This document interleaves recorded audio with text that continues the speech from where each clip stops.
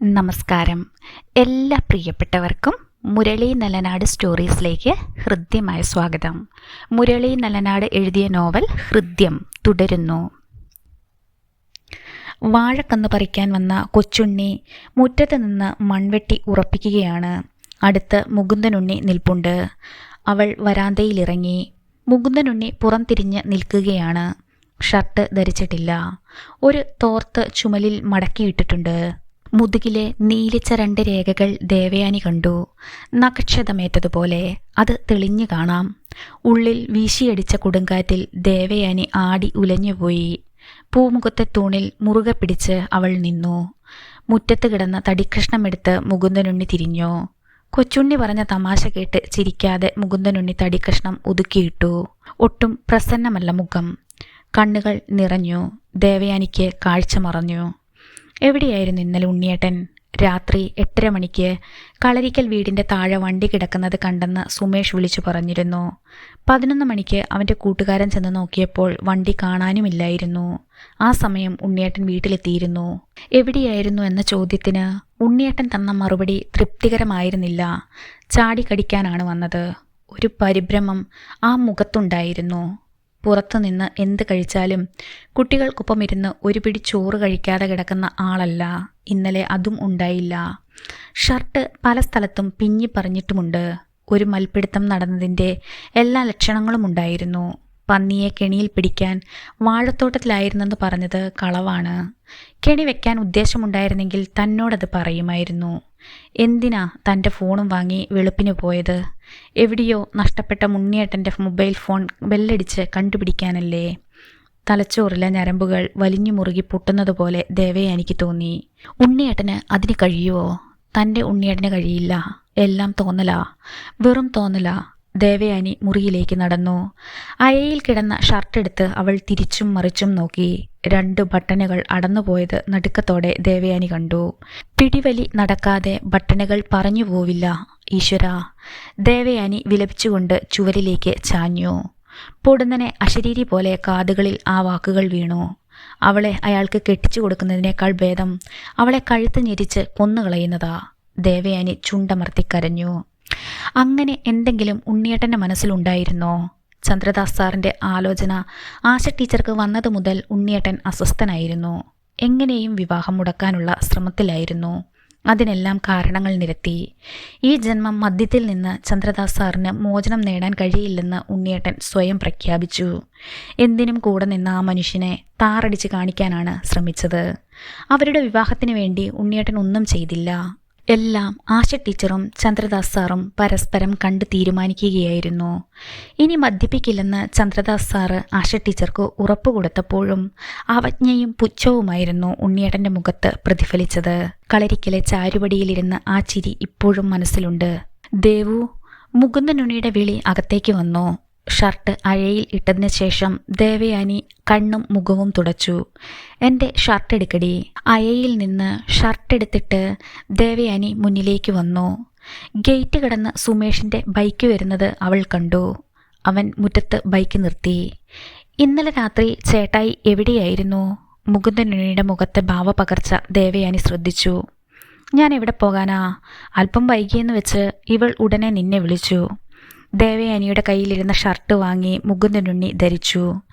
നീലിച്ച വിരൽ നഖപ്പാടുകൾ ദേവയാനി അടുത്തു നിന്ന് കണ്ടു. ചേട്ടായി എന്നാ ഫോൺ എടുക്കാഞ്ഞത്? അതല്ലേ ദേവു ചേച്ചി പേടിച്ചു പോയത്? വണ്ടിയിൽ നിന്നിറങ്ങാതെ അവൻ സംസാരിച്ചു.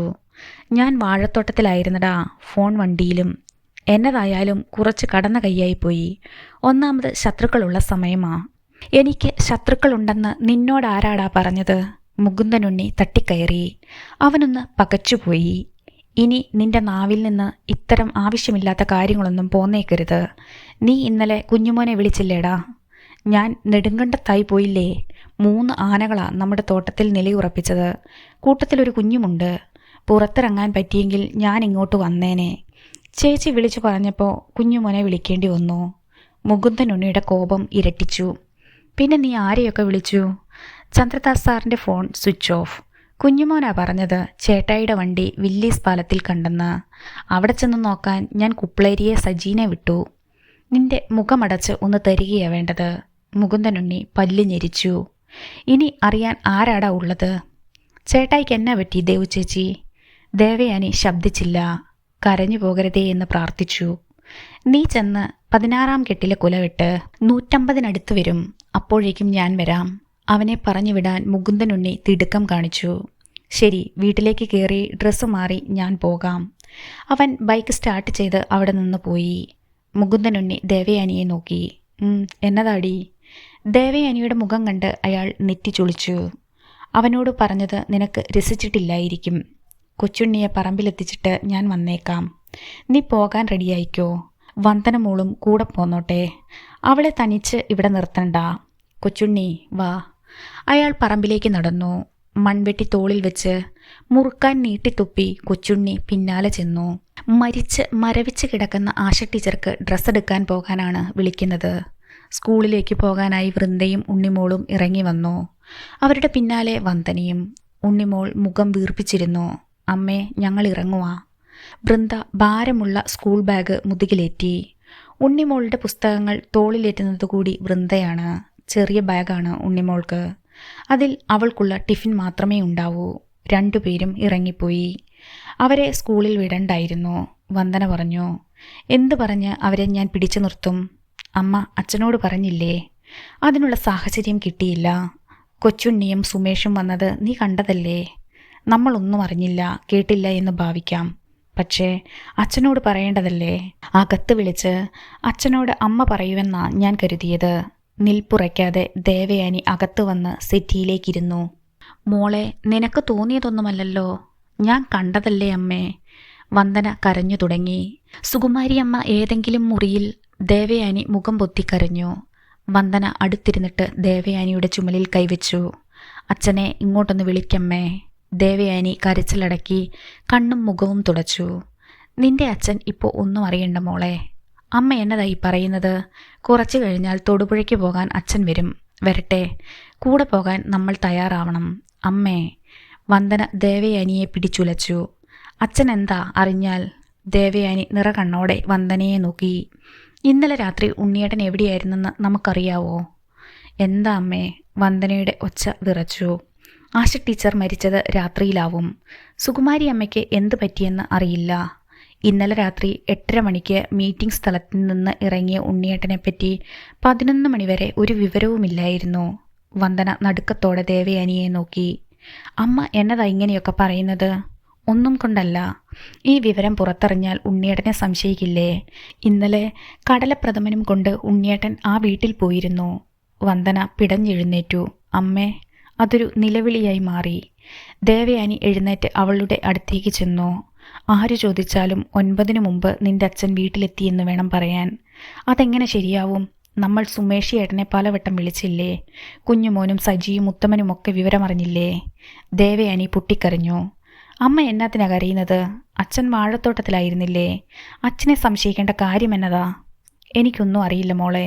ഉണ്ണിയേട്ടന് എന്തു പറ്റിയെന്ന് എനിക്കറിയില്ല അമ്മേ. വന്ദന ദേവയാനിയെ ചുറ്റിപ്പിടിച്ചു. എന്താ അമ്മ ഇങ്ങനെയൊക്കെ? എനിക്കൊന്നും അറിയില്ല ദൈവമേ. ദേവയാനി സെറ്റിയിലേക്ക് വീണു. കൊച്ചുണ്ണി പണി തുടങ്ങിയപ്പോൾ മുകുന്ദനുണ്ണി പറഞ്ഞു, എന്നാൽ പോയിട്ട് ഞാൻ വരാം, ഇന്ന് കുറച്ച് തിരക്കുണ്ട്. ആയിക്കോട്ടെ. സെൽ റിങ് ചെയ്തപ്പോൾ നടന്നുകൊണ്ട് മുകുന്ദനുണ്ണി ഫോൺ എടുത്തു. വീട്ടിൽ നിന്നാണ്. എന്നതാ? അച്ഛനൊന്ന് വേഗം വന്നേ. ഒരു ഞെട്ടൽ അയാൾക്കുണ്ടായി. എന്നതാ മോളെ, ഒന്ന് വേഗം വരുന്നുണ്ടോ? ഫോൺ വെച്ചെന്ന് അയാൾക്ക് മനസ്സിലായി. ചേട്ടായി. ഒരു നിലവിളി കേട്ട് മുകുന്ദനുണ്ണി മുഖമുയർത്തി. മുകളിൽ നിന്ന് മൺകൂനകൾ കാലുകൊണ്ട് തട്ടിത്തെറിപ്പിച്ച് പാഞ്ഞു വരുന്ന സുമേഷിനെ കണ്ടു. വലിയൊരു പന്ത് ഉരുണ്ടുവരുന്നത് പോലെ അയാൾക്ക് തോന്നി. ചേട്ടായി. അവൻ അലറി വിളിക്കുകയാണ്. മുകുന്ദനുണ്ണിയുടെ മുന്നിൽ എത്തുന്നതിന് മുൻപേ മരക്കുറ്റിയിൽ തട്ടിക്കറങ്ങി അവൻ ചാലിലൂടെ തെറിച്ചു വീണു. അവിടെ നിന്ന് അവൻ അള്ളിപ്പിടിച്ച് കയറി. ചേട്ടായി. മുകുന്ദനുണ്ണി അവനെ തുറിച്ചു നോക്കിക്കൊണ്ടിരുന്നു. അവൻ കൊച്ചുകുട്ടിയെപ്പോലെ കരഞ്ഞു. ചേട്ടായി, ഇന്നലെ രാത്രി ആശ ടീച്ചറെ ആരോ കൊന്നു. ഭൂമി തകിടം മറിയുന്നത് പോലെ മുകുന്ദനുണ്ണിക്ക് തോന്നി. അതെ ചേട്ടായി. മുറ്റമടിക്കാൻ അമ്മ ചെന്നപ്പോൾ പുറത്താരെയും കണ്ടില്ല.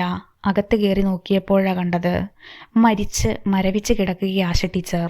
അവൻ കരഞ്ഞു. വാ ചേട്ടായി. ആളുകളൊക്കെ ഓടിക്കൂടി തുടങ്ങി. ചേട്ടായി വേഗം വാ. അവൻ വന്ന വേഗത്തിൽ തിരിഞ്ഞോടി. മുകുന്ദനുണ്ണി മുറ്റത്തേക്ക് കയറി വരുമ്പോൾ ദേവയാനിയും വന്ദനയും അവിടെ നിൽപ്പുണ്ട്. പരിഭ്രാന്തനായി അയാൾ അവരുടെ അടുത്തേക്കെത്തി. സുമേഷ് എന്തെങ്കിലും പറഞ്ഞോ? അച്ഛ, ആശ ടീച്ചർ. വന്ദന കരഞ്ഞു. ദേവയാനി തറഞ്ഞു നിൽക്കുന്നതേയുള്ളൂ. എന്നതായി കേൾക്കുന്നത് ദൈവമേ? അയാൾ നെഞ്ചിൽ കൈവച്ചു. റോഡിലൂടെ ആളുകൾ ഓടിപ്പോകുന്നത് മുകുന്ദനുണ്ണി കണ്ടു. അയാളിലായിരുന്നു ദേവയാനിയുടെ ശ്രദ്ധ മുഴുവനും. ദേവു വരുന്നുണ്ടോ? അയാൾ മുന്നോട്ട് കുതിച്ചു. ഉണ്ണിയേട്ടാ. ദേവയാനിയുടെ ഒച്ച ഉയർന്നു. അവിടെ നിൽക്കാനാ പറഞ്ഞത്. അയാൾ വെട്ടിത്തിരിഞ്ഞ് നിന്നു. ദേവയാനി പാഞ്ഞു ചെന്ന് അയാളുടെ മുന്നിൽ നിന്നു. നിറമിഴിയിൽ കിടന്ന് അവളുടെ കൃഷ്ണമണികൾ ജ്വലിക്കുന്നത് അയാൾ കണ്ടു. ആ ഭാവമാറ്റം അയാളെ അമ്പരപ്പിച്ചു. കേട്ടത് ശരിയാ. ആശ ടീച്ചറെ ഇന്നലെ രാത്രി ആരോ കൊന്നു. ദേവു? പതർച്ചയോടെ അയാൾ വിളിച്ചു. ഒരു മരണം കൂടി അവിടെ നടന്നിട്ടുണ്ടോ എന്നറിയില്ല. സുകുമാരി അമ്മയെ കണ്ടതായി സുമേഷ് പറഞ്ഞില്ല. അവർ ഇന്നലെ അവിടെ ഉണ്ടായിരുന്നില്ല. തൊടുപുഴ മോളുടെ വീട്ടിൽ പോയിരുന്നു. ആശ ടീച്ചർ തനിച്ചായിരുന്നു. ദേവയാനിയുടെ മിഴികൾ ആളി. ഉണ്ണിയേട്ടനത് എങ്ങനെ അറിയാം? ഇന്നലെ രാത്രി നീ തന്ന പ്രഥമനും കൊണ്ട് ഞാൻ അവിടെ പോയതല്ലേ? അപ്പോൾ ആശ ടീച്ചർ പറഞ്ഞു. ദേവയാനി അയാളുടെ ഷർട്ടിൽ പിടിച്ച് വലിച്ചു. വാ എൻ്റെ കൂടെ. നീ എന്നതായി കാണിക്കുന്നത്? വിടടി. അയാൾ പകച്ചുപോയി. വരാൻ പറഞ്ഞാൽ വരണം. വിടടി, ആളുകൾ ഓടിക്കൂടുവാ. അയാൾ തട്ടിമാറ്റി പോകാൻ തുനിഞ്ഞപ്പോൾ ദേവയാനി കൈകളിൽ പിടിച്ചു നിർത്തി. എൻ്റെ ചോദ്യങ്ങൾക്കുള്ള മറുപടി തന്നിട്ട് നിങ്ങൾ പോയാൽ മതി. മുകുന്ദനുണ്ണി ഞെട്ടിപ്പോയി. വരാനാ പറഞ്ഞത്. അവൾ വീടിനുള്ളിലേക്ക് വലിച്ചപ്പോൾ അയാൾക്ക് പോകാതിരിക്കാനായില്ല. വന്ദനയെ ഒന്ന് നോക്കിയിട്ട് അയാൾ പിന്നാലെ ചെന്നു. മുകുന്ദനുണ്ണിയെ മുറിയിൽ കയറ്റി ദേവയാനി വാതിലടച്ചു. നിനക്കെന്നാ പറ്റി? നീ എന്നാത്തിനാ എന്നെ പിടിച്ചു നിർത്തിയിരിക്കുന്നത്? പറ. ഇന്നലെ രാത്രി നിങ്ങൾ എവിടെയായിരുന്നു? ഒരു നടുക്കം മുകുന്ദനുണ്ണിയിൽ അലയടിക്കുന്നത് ആ കണ്ണുകളിൽ ദേവയാനി കണ്ടു. ദേവു? അതെ, ദേവു തന്നെ. നീ എന്താ ഇങ്ങനെ? ദേവയാനി ശക്തമായി കിതച്ചു. ആശ ടീച്ചർ മരിച്ച വിവരം ആദ്യമറിഞ്ഞത് വന്ദനയാ. പാലുമായി അവൾ അവിടെ ചെന്നപ്പോൾ കണ്ട കാഴ്ച. ആരോ ക്രൂരമായി പിച്ചി ചീന്തി കൊന്നിട്ടിരിക്കുക ആശ ടീച്ചറെ. മുകുന്ദനുണ്ണി നെഞ്ചത്ത് അടിച്ചു. ഈശ്വര, ആ സത്യം ഉള്ളിലൊതുക്കിയ ഇത്രയും നേരം ഞാൻ കഴിഞ്ഞത്. സുമേഷിൻ്റെ അമ്മ അവിടെ ചെന്നതോടെ നാട്ടുകാരെല്ലാം അറിഞ്ഞു. പറ ഉണ്ണിയേട്ടാ, ഇന്നലെ രാത്രി 8:30 മണിക്ക് തിടുക്കം പറഞ്ഞ് മീറ്റിംഗ് സ്ഥലത്ത് നിന്ന് ഇറങ്ങിയ ഉണ്ണിയേട്ടൻ എവിടേക്കാ പോയത്? ഞങ്ങളെ ഓർത്ത് സദാ ഉത്കണ്ഠപ്പെട്ട് കഴിയുന്ന ഉണ്ണിയേട്ടൻ ഫോൺ പോലും എടുക്കാതെ 2.5 മണിക്കൂർ സമയം എവിടെയായിരുന്നു? കുപ്പിച്ചീളുകൾ പോലെ അവളുടെ വാക്കുകൾ ചിതറി. ഒരു കൊടുങ്കാറ്റായിരുന്നു മുകുന്ദനുടെ നേരെ കെട്ടഴിഞ്ഞു വീണത്. അയാൾ അതിൽ നിലം തൊടാതെ ഉലഞ്ഞു. പ്രതിയോഗിയെപ്പോലെ ദേവയാനി നിന്നു.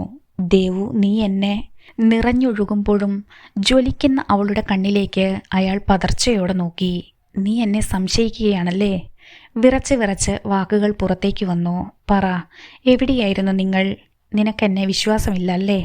10-17 വർഷം ഈ നെഞ്ചിലെ ചൂട് തന്ന് സംരക്ഷിച്ചിട്ടും നിനക്കെന്നെ വിശ്വാസമില്ല അല്ലേ?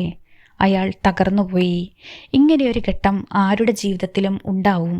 17 വർഷം ഒന്നിച്ച് ജീവിച്ചിട്ടും എന്നെ മനസ്സിലാക്കാൻ ഉണ്ണിയേട്ടന് കഴിഞ്ഞിട്ടുണ്ടോ? അയാൾ സ്തബ്ധനായി. ആർക്കും ആരെയും മനസ്സിലാക്കാൻ കഴിയില്ല.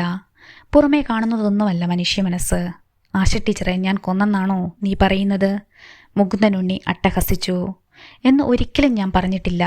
ഇന്നലെ രാത്രി ഉണ്ണിയേട്ടൻ എവിടെയായിരുന്നെന്ന് മാത്രം പറഞ്ഞാൽ മതി. ദയവായി പറഞ്ഞ നുണ മാത്രം ആവർത്തിക്കരുത്. ഞാനത് വിശ്വസിക്കില്ല. അയാളുടെ കണ്ണുകൾ ജ്വലിച്ചു. അപ്പോ ഞാൻ പറഞ്ഞത് നീ വിശ്വസിക്കില്ല? ഇല്ല. എനിക്കതെങ്ങനെ വിശ്വസിക്കാനാവും?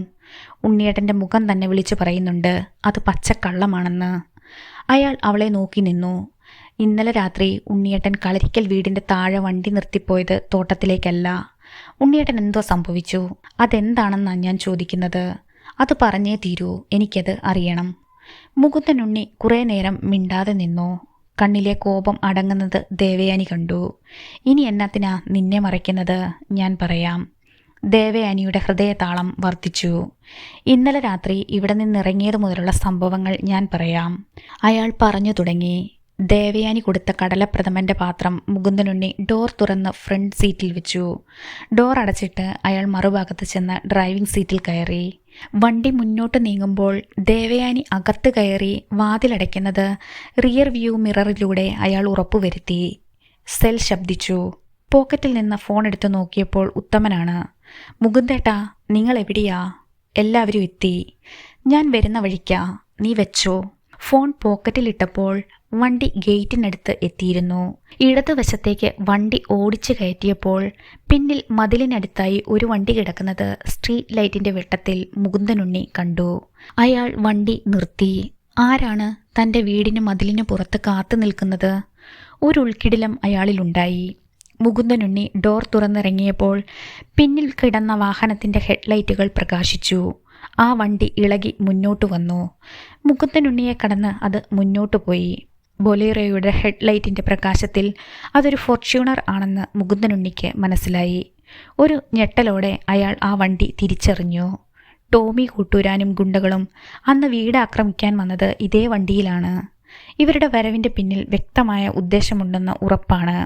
വീട്ടിലേക്ക് തിരിച്ചു പോണോ മീറ്റിംഗ് സ്ഥലത്തേക്ക് പോണോ എന്നോർത്ത് മുകുന്ദനുണ്ണി അവിടെ നിന്നു. ആ വണ്ടി റോഡിൽ നിന്ന് അപ്രത്യക്ഷമായി കഴിഞ്ഞിരുന്നു. ഒടുവിൽ മുകുന്ദനുണ്ണി വണ്ടി മുന്നോട്ടെടുത്തു. കളരിക്കൽ വീടിൻ്റെ മുന്നിൽ ബൊലീറോ ചെന്ന് നിന്നു. വണ്ടിയിൽ നിന്ന് പ്രഥമൻ്റെ പാത്രവുമെടുത്ത് അയാൾ പുറത്തേക്കിറങ്ങി. എതിരെ സംസാരിച്ചുകൊണ്ട് 2 പേർ വരുന്നത് കണ്ടു. അവർ അടുത്തേക്ക് വന്നു. ആര്? മുകുന്ദനോ? അതെ. ലാസർ ചേട്ടനല്ലയോ? അതേന്ന്. ഗോപിയുണ്ട്. കളരിക്കലേക്കാണോ? എന്നതാ തൂക്കുപാത്രത്തിൽ? സ്പെഷ്യലായിട്ട് വല്ലതുമുണ്ടോ? ഗോപി ചോദിച്ചു. കുറച്ച് പ്രഥമനാ. ദേവു ഏൽപ്പിച്ചു വിട്ടതാ കളരിക്കൽ കൊടുക്കാൻ. ടീച്ചറിൻ്റെയും ചന്ദ്രദാസ് സാറിൻ്റെയും കല്യാണം വരാൻ പോവല്ലേ? ഞങ്ങൾക്ക് ക്ഷണമൊന്നും ഇല്ലേ? ക്ഷേത്രത്തിൽ വെച്ച് താലി കെട്ടേയുള്ളൂ. എന്താവുമെന്ന് കണ്ടറിയാം. ആ ടീച്ചർക്ക് ഇതിൻ്റെ വല്ല ആവശ്യമുണ്ടോ? എന്നാ മുകുന്ദൻ ചെല്ല്. അവർ കല്യാണ വിഷയത്തിൽ പിടിച്ച് സംസാരിച്ച് മുന്നോട്ട് നീങ്ങി. ഇരുളിലൂടെ ഏകദേശം ലക്ഷ്യം വെച്ച് മുകുന്ദൻ കളരിക്കൽ വീട്ടിലേക്ക് നടന്നു. പൂമുഖത്ത് വെളിച്ചം മുറ്റം വരെ വീഴുന്നുണ്ട്. അയാൾ മുറ്റത്തേക്ക് ചെന്നു. വാതിൽ അടച്ചിട്ടിരിക്കുകയാണ്. നിലവിളക്ക് കത്തുന്നുണ്ട്. അമ്മേ. മുറ്റത്ത് നിന്ന് മുകുന്ദനുണ്ണി വിളിച്ചു. വാതിൽ തുറന്ന് പുറത്തു വന്നത് ആശ ടീച്ചറായിരുന്നു. കുളി കഴിഞ്ഞ് മുടി വിടർത്തിയിട്ടിരിക്കുന്നു. റോസ് കളറിലുള്ള നൈറ്റിയാണ് വേഷം.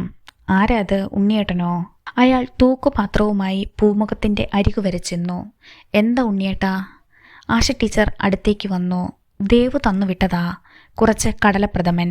അമ്മയ്ക്കിത് ജീവനാണെന്നറിയാം. ചിരിയോടെ ആശ ടീച്ചർ തൂക്കുപാത്രം വാങ്ങി. അമ്മ ഇവിടെ ഇല്ല ഉണ്ണിയേട്ടാ. അമ്മ എവിടെ പോയി? രാവിലെ തൊടുപുഴയ്ക്ക് പോയതാ. പ്രകാശേട്ടൻ്റെ അനിയനാ കൂട്ടിക്കൊണ്ടുപോയത്. വൈകിട്ട് വരുമെന്നാ പറഞ്ഞിട്ട് പോയേ. അല്പം മുമ്പ് വിളിച്ചു പറഞ്ഞു നാളെ വരുവുള്ളെന്ന്. സിന്ധുവിൻ്റെ കുഞ്ഞിന് നല്ല സുഖമില്ല. കുഞ്ഞിനെ സെൻറ് മേരീസിൽ അഡ്മിറ്റ് ചെയ്തിരിക്കുക. ടീച്ചർ തനിച്ചിവിടെ കഴിയുമോ? തനിച്ച് കിടക്കാൻ എനിക്ക് പേടിയൊന്നുമില്ല. എങ്കിലും സുമേഷിൻ്റെ അമ്മയെ കൂട്ടിന് വിളിക്കുന്നുണ്ട്. അത് നന്നായി. പേടിക്കാനൊന്നുമില്ലേലും രാത്രി തനിച്ച് കിടക്കണ്ട. ആശ ടീച്ചർ ചിരിയോടെ തലയാട്ടി. ഇനിയിപ്പോൾ 3-4 ദിവസത്തെ ബുദ്ധിമുട്ടല്ലേ ഉള്ളൂ. അത് കേട്ടപ്പോൾ ആശ ടീച്ചറുടെ മുഖം തുടുക്കുന്നത് കണ്ടു. സത്യത്തിൽ ചന്ദ്രദാസ് സാറിൻ്റെ കാര്യത്തിൽ ഉണ്ണിയേട്ടന് വിശ്വാസക്കുറവുണ്ടല്ലേ? ദേവു അതെന്നോട് പറഞ്ഞിരുന്നു. വിശ്വാസക്കുറവുണ്ടോ എന്ന് ചോദിച്ചാലുണ്ട്. ടീച്ചർക്ക് വിശ്വാസമുണ്ടോ അയാൾ ഇനി കുടിക്കില്ലെന്ന്? എനിക്കങ്ങനെ തോന്നുന്നുണ്ട്. ഇവിടെ വന്നു പോയതിനു ശേഷം അദ്ദേഹം ഇന്ന് വരെ കഴിച്ചിട്ടില്ലെന്നാണ് അറിയാൻ കഴിഞ്ഞത്. ആരുടെയും പരിഗണന കിട്ടാതെ ഒറ്റപ്പെട്ടു പോയതുകൊണ്ടാ ആ മനുഷ്യൻ ഈ നിലയിലായത്. ടീച്ചറുടെ ഈ വിശ്വാസം യാഥാർത്ഥ്യമാകട്ടെ എന്ന് ഞാൻ പ്രാർത്ഥിക്കാം. ഈ ബന്ധത്തിൽ എനിക്കൊട്ടും താല്പര്യമുണ്ടായിരുന്നില്ല. നാരായണൻകുട്ടിയും ഞാനും തമ്മിലുള്ള ആത്മബന്ധം ടീച്ചർക്ക് കുറച്ചൊക്കെ അറിയുന്നതല്ലേ? മുകുന്ദ, നീ അറിഞ്ഞുകൊണ്ട് ആശയെ ഒരു വാരിക്കുഴിയിൽ കൊണ്ട് തള്ളിയില്ലേന്ന് അവൻ തോന്നിപ്പിച്ചതായി എൻ്റെ മനസാക്ഷി എന്നോട് ചോദിക്കാൻ പാടില്ല. അതൊന്നുകൊണ്ട് മാത്രമാ ഞാൻ എതിർപ്പ് പറഞ്ഞത്. എല്ലാം നല്ലതിനായി തീരട്ടെ. ഉണ്ണിയേട്ടൻ്റെ മനസ്സ് എനിക്കറിയാം. ഒരു പെങ്ങളോടുള്ള പരിഗണനയാ എനിക്ക് തരുന്നതെന്നും അറിയാം. മുറ്റത്തിന് വെളിയിൽ വെളിച്ചം വീഴാത്ത കാപ്പിച്ചെടിയുടെ മറവിൽ എന്തോ ഞെരിഞ്ഞു പൊട്ടുന്ന ശബ്ദം കേട്ടു. മുകുന്ദനുണ്ണി അങ്ങോട്ട് നോക്കിയെങ്കിലും ഒന്നും കണ്ടില്ല. എന്നാ ടീച്ചർ കഥകടച്ചു. ഇനി താമസിക്കണ്ട. ഗിരിജയെ ഫോണിൽ വിളിച്ച് വേഗം വരാൻ പറ. ശരി ഉണ്ണിയേട്ടാ. മുകുന്ദനുണ്ണി തിരിഞ്ഞു നടക്കുമ്പോൾ ഒന്നുകൂടി കാപ്പിച്ചെടിയുടെ നേരെ നോക്കി. നിഴലനക്കമൊന്നും കാണാനായില്ല. ആശ ടീച്ചർ വാതിലടച്ചു കഴിഞ്ഞു. അയാൾ റോഡിൽ വന്ന് ബൊലേറോയിൽ കയറി മുറ്റത്തേക്ക് ഓടിച്ചുപോയി. മീറ്റിംഗ് സ്ഥലത്തെത്തുമ്പോൾ എല്ലാവരും അയാളെ കാത്തിരിപ്പുണ്ടായിരുന്നു. മുകുന്ദനുണ്ണിയുടെ മനസ്സിൽ ആ ഫോർച്യൂണർ വണ്ടിയായിരുന്നു. അത് ടോമി കൂട്ടൂരാൻ്റെ വണ്ടി തന്നെ. അയാൾ ഇവിടെ എവിടെയോ ഉണ്ട്. അരമണിക്കൂറിൽ കൂടുതൽ അവിടെ ഇരിക്കാൻ അയാൾക്ക് കഴിഞ്ഞില്ല. അയാൾ എഴുന്നേറ്റു. എനിക്ക് അത്യാവശ്യമായി വീട്ടിലേക്കൊന്ന് പോകണം. മുകുന്ദൻ എന്നതായി പറയുന്നത്? മീറ്റിംഗ് തുടങ്ങിയിട്ടല്ലേ ഉള്ളൂ. ഉത്തമൻ നീരസം പ്രകടിപ്പിച്ചു. സഹദേവൻ സാറിനെതിരെയുള്ള നടപടി അടുത്ത മീറ്റിംഗിൽ ചർച്ച ചെയ്യാം. ബാക്കി നിങ്ങളുടെ തീരുമാനം തന്നെയാ എൻ്റേതും. അരമണിക്കൂർ കൂടിയുണ്ട് മുകുന്ദ. മുകുന്ദനുണ്ണി യോഗസ്ഥലത്ത് നിന്ന് ഇറങ്ങിപ്പോന്നു. ഇയാളിത് എവിടാ കത്തിച്ചു വിട്ട പോലെ പോകുന്നത്? ആരോ പറയുന്നത് പിന്നിൽ കേട്ടു. മുകുന്ദനുണ്ണി വണ്ടിയിൽ വന്ന് കയറി. വേഗത്തിൽ തന്നെ വണ്ടി മുന്നോട്ട് വിട്ടു. കുറച്ചു ദൂരം കടന്നപ്പോൾ പിന്നിൽ മറ്റൊരു വാഹനം പ്രത്യക്ഷപ്പെട്ടു. അയാൾ അതിന് കടന്നു പോകാൻ സൈഡ് ഒതുക്കിക്കൊടുത്തു. കടന്നുപോയത് ആദ്യം കണ്ട ഫോർച്യൂണർ ആയിരുന്നു. മുകുന്ദനുണ്ണിക്ക് അപകടം മണത്തു. വേഗത്തിൽ തന്നെ ആ വണ്ടി റോഡിൽ നിന്നും മറഞ്ഞു. വളവ് തിരിഞ്ഞ് വില്ലീസ് പാലത്തിനടുത്തെത്തിയപ്പോൾ റോഡിൽ ഫോർച്യൂണർ കിടക്കുന്നത് കണ്ടു. മറ്റൊരു വാഹനത്തിന് കടന്നു പോകാനുള്ള സ്ഥലമില്ല. മുകുന്ദനുണ്ണി വണ്ടി നിർത്തി. അയാൾ ഹോണടിച്ചു. വണ്ടിയിൽ നിന്ന് ടോമി കോട്ടൂരാൻ പുറത്തിറങ്ങുന്നത് മുകുന്ദനുണ്ണി കണ്ടു. പിന്നാലെ 4 ചെറുപ്പക്കാരും ഇറങ്ങി. ബൊലോറോയുടെ ഹെഡ്ലൈറ്റിൽ പ്രകാശത്തിൽ കുളിച്ച് അവർ നിന്നു. മുന്നിൽ ടോമി കോട്ടൂരാനും പിന്നാലെ അനുയായികളും ബൊലീറോയുടെ അടുത്തേക്ക് വന്നു. രക്ഷപ്പെടുന്ന കാര്യം ബുദ്ധിമുട്ടാണെന്ന് മുകുന്ദനുണ്ണിക്ക് മനസ്സിലായി. ടോമി കോട്ടൂരാൻ ഗ്ലാസിൽ ശക്തമായി അടിച്ചു. മുകുന്ദനുണ്ണി ഡോർ തുറന്നു. അയാളുടെ ഷർട്ടിന് കുത്തിപ്പിടിച്ച് ടോമി കോട്ടൂരാൻ പുറത്തേക്കിറക്കി. നീ എന്നതാടാ കരുതിയത്? കളികളൊക്കെ സമനിലയിൽ അവസാനിച്ചെന്നോ? മുകുന്ദനുണ്ണിയെ അയാൾ അനുയായികളുടെ നേരെ തള്ളിക്കൊടുത്തു. 4 പേരും ചേർന്ന് അയാളെ പിടിച്ചു നിർത്തി. ടോമി കോട്ടൂരാൻ അയാളുടെ മുന്നിൽ വന്ന് നിന്നു. നീ ഇവിടെ തീരാൻ പോവാടാ. നന്നായി പ്രാർത്ഥിച്ചോ. നിന്നോടിനി ഒന്നും എനിക്ക് ആവശ്യപ്പെടാനില്ല. അവസാനമായി നിനക്ക് വേണമെങ്കിൽ അപേക്ഷിക്കാം. നിന്റെ മോളെ എൻ്റെ കൊച്ചന് തരാമെന്ന്. ടോമി കോട്ടൂരാൻ കൈ ഉയർത്തിയപ്പോൾ കത്തിയുടെ തിളക്കം മുകുന്ദനുണ്ണിയുടെ കണ്ണിൽ തട്ടി. മുകുന്ദനുണ്ണിക്ക് പിന്നെ ഓർക്കാനൊന്നുമുണ്ടായില്ല. കാലുയർത്തി അയാൾ ടോമിയെ ചവിട്ടിത്തെറിപ്പിച്ചു. ഒന്ന് ഞെരിഞ്ഞ് ശരീരം കുടഞ്ഞ് പിടിച്ചു നിന്ന 4 പേരെയും കറക്കിയെറിഞ്ഞു. പിടിയടാ. നിലത്ത് കിടന്ന് ടോമി കോട്ടൂരാൻ അലറി. മുകുന്ദനുണ്ണിയുടെ മുഖത്തേക്ക് വാവൽ പോലെ ഒരാൾ വന്നു വീണു. അവൻ്റെ മുടിയിൽ പിടിച്ച് അയാൾ താഴേക്കിട്ടു. വില്ലീസ് പാലത്തിൽ നിന്ന് അയാൾ തോട്ടിലേക്ക് എടുത്തു ചാടി. ഗുണ്ടകൾ അയാൾക്ക് പിന്നാലെ ഓടി. തോട്ടിലൂടെ അയാൾ ഓടി. കുറച്ചു ദൂരം പിന്നാലെ ആളുകളുണ്ടായിരുന്നു. ഒരു കാട്ടുമരത്തിൽ പിടിച്ച് മുകുന്ദനുണ്ണി പറമ്പിൽ കയറി ഒളിച്ചിരുന്നു. അത്രയും വിവരിച്ചിട്ട് മുകുന്ദനുണ്ണി തിരിഞ്ഞ് ദേവയാനിയെ നോക്കി. വിറങ്ങലിച്ച് നിൽക്കുകയാവൾ. നിങ്ങൾ ഭയപ്പെടുമെന്ന് കരുതിയാ ഞാനിത് പറയാതിരുന്നത്. 2.5 മണിക്കൂർ ഞാൻ അവിടെ ഇരുന്നു. അതിനിടയിൽ അവരുടെ വണ്ടി പലതവണ റോഡിലൂടെ പോകുന്നത് കണ്ടു. അവർ സ്ഥലം വിട്ടെന്ന് ഉറപ്പായിട്ടാണ് ഞാൻ പുറത്തേക്ക് വന്നത്. ആ ഓട്ടത്തിനിടയിലാ ഫോൺ നഷ്ടപ്പെട്ടതും. രാവിലെ ഫോൺ കണ്ടുപിടിക്കാനാണ് ഞാൻ പോയത്. ദേവയാനി കരയാൻ തുടങ്ങി. ഉണ്ണിയേട്ടനെ കുറച്ചു നേരം കാണാതായ വിവരം കുറേ പേരറിഞ്ഞിട്ടുണ്ട്. ആശ ടീച്ചറുടെ മരണം കൂടിയാവുമ്പോൾ. ആശ ടീച്ചർ കൊല്ലപ്പെട്ടത് എപ്പോഴാണെന്ന് പോസ്റ്റ്മോർട്ടം റിപ്പോർട്ട് വരുമ്പോൾ അറിയാമല്ലോ. നമ്മൾ എന്തിനു ഭയക്കണം? നീ ധൈര്യമായിരിക്കെ. അവൾ അത് വിശ്വസിച്ചോ എന്ന ഒരു ഉത്കണ്ഠ അയാൾക്കുണ്ടായി. സെൽ റിങ് ചെയ്തു. അയാൾ ഫോൺ എടുത്തു. ചന്ദ്രദാസിൻ്റെ കോളാണ്. മുകുന്ദനുണ്ണി ബെൽ സൈലൻ്റ് ആക്കിയിട്ട് മുറി തുറന്ന് പുറത്തേക്കിറങ്ങി. അവിടെ വന്ദന ഭയന്ന് നിൽപ്പുണ്ടായിരുന്നു. മോള് പേടിക്കണ്ട. അവിടെ പോയ കാര്യം ആരോടും പറയരുത്. ഇല്ലെന്ന് അവൾ തലയാട്ടി. മുകുന്ദനുണ്ണി റോഡിലേക്ക് ഇറങ്ങുമ്പോൾ കളരിക്കൽ വീടിന് മുന്നിൽ ആൾക്കാർ കൂടി നിൽപ്പുണ്ട്. അയാൾ കയറി ചെല്ലുമ്പോൾ ചന്ദ്രദാസ് അടുത്തേക്ക് വന്നു. മുകുന്ദ. അയാൾ ഉലഞ്ഞ നിലയിലായിരുന്നു. ചന്ദ്രദാസിൻ്റെ ചുമലിൽ മുകുന്ദനുണ്ണി കൈവച്ചു. കണ്ടോ, എനിക്കതിനുള്ള ധൈര്യമില്ല മുകുന്ദ. ചന്ദ്രദാസിൻ്റെ കണ്ണുകൾ നിറഞ്ഞു. സുമേഷ് എവിടെ? സുമാരിയമ്മയെ കൂട്ടിക്കൊണ്ടുവരാൻ തൊടുപുഴയ്ക്ക് പോയി. ഇന്നലെ രാത്രി അവർ ഇവിടെ ഇല്ലായിരുന്നു. അത് മനസ്സിലാക്കിയ ആരോ ആണ്. വാക്കുകൾ കൂരമ്പുകൾ പോലെ മുകുന്ദനുണ്ണിയുടെ ഹൃദയത്തിൽ തറച്ചു. മെമ്പർ ജോർജ് കുട്ടിയും അനുയായികളും കയറി വന്നു. ആരാ ആദ്യം കണ്ടത്? ജോർജ് കുട്ടി മുകുന്ദനുണ്ണിയോട് ചോദിച്ചു. ഗിരിജയാണത്രേ. വേറെ ആരും അകത്തു പോയിട്ടില്ലല്ലോ? ഇല്ലെന്നാ തോന്നുന്നത്. പോലീസ് പുറപ്പെട്ടു കഴിഞ്ഞു. അവർ വന്നിട്ട് മതി ആരും അകത്തു പോകുന്നത്. തെളിവുകൾ നശിക്കാൻ പാടില്ല. കോൾ വന്നപ്പോൾ ജോർജ് കുട്ടി അതിലേക്ക് തിരിഞ്ഞു. എന്നാലും ഈ കടുങ്കൈ ചെയ്തത് ആരായിരിക്കും മുകുന്ദ? ചന്ദ്രദാസിൻ്റെ വിറങ്ങലിച്ച സ്വരം വന്നു. എങ്ങനെ അറിയാനാ സാറേ? മുകുന്ദനുണ്ണിക്ക് ശരിക്കും ഒച്ച വന്നില്ല. പോലീസ് ജീപ്പ് വന്ന് കളരിക്കൽ വീടിൻ്റെ താഴെ നിന്നു. പോലീസ് എത്തി. ജനക്കൂട്ടത്തിനിടയിൽ നിന്ന് ഒരു മർമ്മരമുണ്ടായി. മുന്നിൽ ജോണി കോട്ടൂരാൻ തല ഉയർത്തിപ്പിടിച്ച് കയറി വരുന്നത് മുകുന്ദനുണ്ണി കണ്ടു. ജോണി കോട്ടൂരാനും പോലീസുകാരും മുറ്റത്തേക്ക് കയറി. പല ഭാഗത്തായി ആളുകൾ നിൽക്കുകയാണ്. അവിടെ നിന്നിട്ട് ചന്ദ്രദാസിനെയും മുകുന്ദനുണ്ണിയെയും അയാൾ നോക്കി. ജോർജ് കുട്ടി വേഗം ജോണി കോട്ടൂരാൻ്റെ അടുത്ത് വന്നു. ആരാ ബോഡി ആദ്യം കണ്ടത്? ഗിരിജ. ഇവിടെ പുറംപണിക്ക് വരുന്ന സ്ത്രീയാ. അവരെ വിളിച്ചു നിർത്ത്. അവരിവിടെയുണ്ട് സർ. ജോണി കോട്ടൂരാനും പോലീസുകാരും അകത്തേക്ക് പോയി. അല്പം കഴിഞ്ഞപ്പോൾ ജോണി കോട്ടൂരാൻ പൂമുഖത്തേക്ക് വന്നു. അയാൾ മുകുന്ദനുണ്ണിയെ നോക്കി. ചൂണ്ടുവിരൽ ചലിപ്പിച്ച് അങ്ങോട്ട് വരാൻ അയാൾ ആംഗ്യം കാണിച്ചു. മുകുന്ദനുണ്ണി പൂമുഖത്തേക്ക് കയറി ചെന്നു. അവിടെ മറ്റാരുമുണ്ടായിരുന്നില്ല. റേപ്പ് ചെയ്തിട്ട് ശ്വാസം മുട്ടിച്ചാ കൊന്നത്. മുകുന്ദനുണ്ണി ഒന്നും പറഞ്ഞില്ല. ഒരു കള്ളച്ചിരി ജോണി കോട്ടൂരാൻ്റെ ചുണ്ടിലൂറി. വിരൽ മടക്കി തള്ളവിരൽ ഉയർത്തി അയാൾ ചലിപ്പിച്ചു. ടീച്ചറുമായിട്ടെങ്ങനെയാ? എനിക്ക് മനസ്സിലായില്ല സാർ. മനസ്സിലാക്കാൻ എന്നായിരിക്കുന്നു? വിധവയായി കഴിഞ്ഞതല്ലേ അവർ. എന്ത് സഹായത്തിനും താനായിരുന്നല്ലോ മുന്നിൽ നിന്നത്. ആശ ടീച്ചറെക്കുറിച്ച് കുറച്ചൊക്കെ അന്വേഷിച്ചിട്ടാ ഞാൻ വന്നത്. ജോണി കോട്ടൂരാൻ പോക്കറ്റിൽ നിന്ന് സിഗരറ്റ് പാക്കറ്റ് എടുത്തു. 2 ദിവസം കഴിഞ്ഞ് അവരുടെ 2ാം കെട്ട് നിശ്ചയിച്ചിരുന്നതല്ലേ? അതെ. ഒരു സിഗരറ്റ് എടുത്ത് ജോണി കോട്ടൂരാൻ സിഗരറ്റ് പാക്കിൻ്റെ പുറത്ത് കുത്തി. വേണമെങ്കിൽ എനിക്ക് നിന്നെ ഇതിൽ കുരുക്കാം മുകുന്ദ. മുകുന്ദനുണ്ണി ഞെട്ടിപ്പോയി. സാർ എന്നതാ പറയുന്നത്? ജോണി കോട്ടൂരാൻ പതുക്കെ മുഖമുയർത്തി അയാളെ നോക്കി ചിരിച്ചു. ഇങ്ങനെയാണോ സാർ പക വീട്ടുന്നത്? അവരെ റേപ്പ് ചെയ്ത് കൊന്നയാൾ രക്ഷപ്പെട്ടു പോകട്ടെ എന്ന് കരുതാൻ സാറിന് കഴിയുമോ? ജോണി കോട്ടൂരാൻ സിഗരറ്റ് ചുണ്ടിൽ വെച്ച് തീ കൊടുത്തു. ഞാൻ അങ്ങനെ കരുതിയാൽ നീ എന്നാ ചെയ്യും? ഒരിക്കൽ ഞാൻ നിന്നോട് പറഞ്ഞതല്ലേ നിന്നെ പൂട്ടുവെന്ന്. ജോണി കോട്ടൂരാൻ ആകാശത്തോളം വളർന്നതുപോലെ മുകുന്ദനുണ്ണിക്ക് തോന്നി. അയാൾ താഴേക്ക് പുകയൂതി. എന്നിട്ട് മുകുന്ദനുണ്ണിക്ക് കേൾക്കാൻ മാത്രം ഒച്ച താഴ്ത്തി പറഞ്ഞു, നിന്നെ ഞാനിതിൽ കുരുക്കുവിടാ. ഒന്നും അറിയാതെ പറയുന്നതല്ല ഞാൻ. സംഭവം നടന്ന സമയം എനിക്ക് ഊഹിക്കാനാവും. ആ സമയം നീ എവിടെയായിരുന്നെന്ന് സ്ഥാപിക്കാനും എനിക്ക് കഴിയും. രക്ഷപ്പെടാനുള്ള എല്ലാ പഴുതുകളും അടച്ചു തന്നെ നിന്നെ ഞാൻ പൂട്ടും. ജോണി കോട്ടൂരാൻ അകത്തേക്ക് നടന്നു. ഒരു പ്രതിമ കണക്കെ മുകുന്ദനുണ്ണി നിന്നു. ഹൃദയം അടുത്ത ലക്കത്തിൽ തുടർന്ന് കേൾക്കാം.